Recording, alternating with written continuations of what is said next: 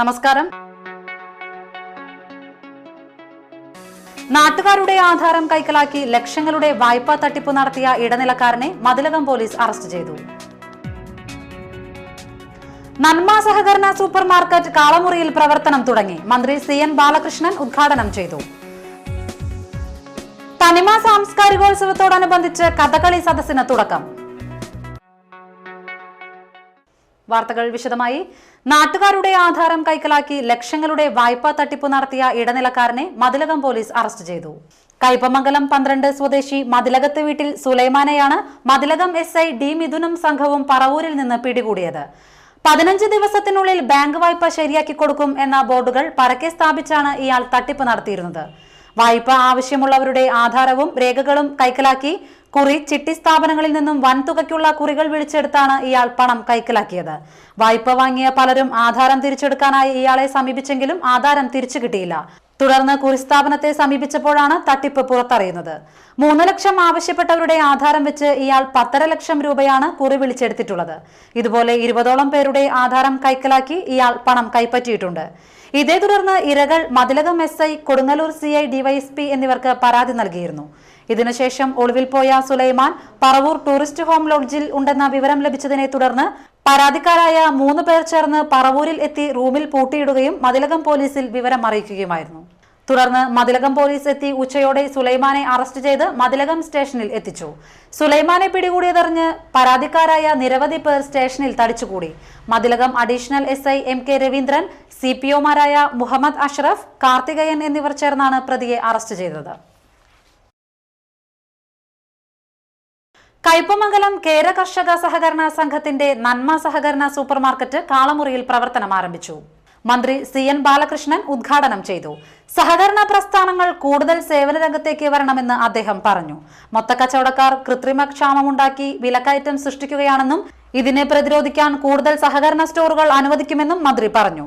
കൃത്രിമമായി ക്ഷാമുണ്ടാക്കി നമ്മൾ സാധാരണക്കാരെ ബുദ്ധിമുട്ടിക്കുന്ന ഏർപ്പാട് സഹകരണമേഖല ഒരു അളവ് വരെ അതിന് കാര്യങ്ങൾ ചെയ്യുന്നുണ്ട്.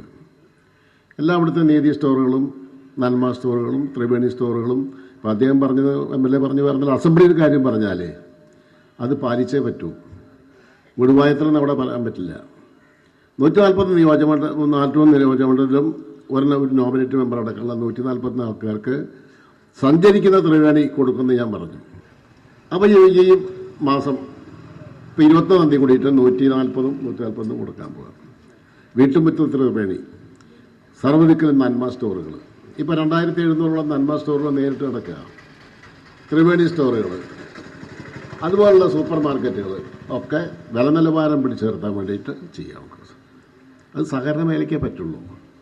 ഇപ്പോൾ നീതി മെഡിക്കൽ സ്റ്റോർ ഞാൻ പലർക്കും പറയാറുണ്ടത് വില വർധനവ് ഇങ്ങനെ കൂട്ടിക്കൊണ്ടിരിക്കുക. പാവങ്ങൾ മരുന്ന് കഴിക്കാത്ത ആളുകൾ ധാരാളം മരുന്ന് കഴിക്കുന്നവരില്ലേ, എന്താ വില? ഈ മുതലില്ലാതിരിക്കുകയാണ്. ഇവിടെ വേണ്ടത്ര മുതലുണ്ട്. അതിങ്ങനെ കൃത്യമായിട്ട് വില കൂട്ടിക്കൊണ്ട് ജനങ്ങളെ ദ്രോഹിക്കുക. അവിടെയാണ് നമ്മൾ ഒരുമിച്ച് നിൽക്കേണ്ടത്. നമ്മൾ ഒരുമിച്ച് നിന്നതിൽ പോരാടണം. കൃത്രിമമായി കുറേയധികം പണക്കാർ പണം ഉണ്ടാക്കാൻ വേണ്ടി പാവങ്ങളെ ചൂഷണം ചെയ്യുന്നൊരു പരിപാടി, അതിനെതിരായിട്ടാണ് സഹകരണ മേഖല നിൽക്കുന്നത്. ഇവിടെ പോയി തുടങ്ങിയ സൂപ്പർ മാർക്കറ്റ് തന്നെയാണ്. ഇത് ലാഭം മാത്രം നോക്കിയിട്ടല്ല, വില നിയന്ത്രിക്കുക, വില കുറയ്ക്കലല്ല. VS സുനിൽകുമാർ MLA അധ്യക്ഷനായി. KP Dhanapalan MP, Thomas Unniyadan MLA, MK Abdul Salam, PA Muhammad Ali, സംഘം president KF Dominic, KS Suresh, Sajay Vayanappally തുടങ്ങിയവരും പ്രസംഗിച്ചു. തളിക്കുളത്ത് ജീപ്പിന് പുറകിൽ ഓട്ടോ ഇടിച്ച് ഓട്ടോ ഡ്രൈവർക്ക് പരിക്കേറ്റു. തളിക്കുളം കച്ചേരിപ്പടി പടിഞ്ഞാറ് തിരുതയിൽ ഷൈനാണ് പരിക്കേറ്റത്. തിങ്കളാഴ്ച രാവിലെ 11:15 അപകടം. പരിക്കേറ്റവരെ എക്സ് പ്രവർത്തകർ തൃശൂരിലെ സ്വകാര്യ ആശുപത്രിയിൽ പ്രവേശിപ്പിച്ചു. കഴിമ്പ്രം കാഞ്ഞിരപ്പള്ളി വലിയുള്ളാഹി കാർന്നൂര് പാപ്പയുടെ 130ാമത് ആണ്ട് നേർച്ച നടത്തി. ഉച്ചയ്ക്ക് EM മൊയ്തുഹാജി പതാക ഉയർത്തി.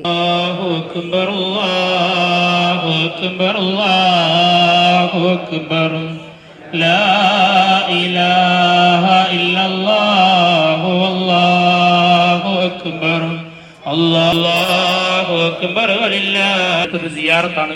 മക്കബറിന്റെ ഉള്ളിൽ നിൽക്കുന്ന ആളുകളെല്ലാം പുറത്തിറങ്ങി കുറച്ച്. തുടർന്ന് നടന്ന കൂട്ടസിയാറത്തിന് അബ്ദുൽ ഖബീർ ബാഖവി നേതൃത്വം നൽകി.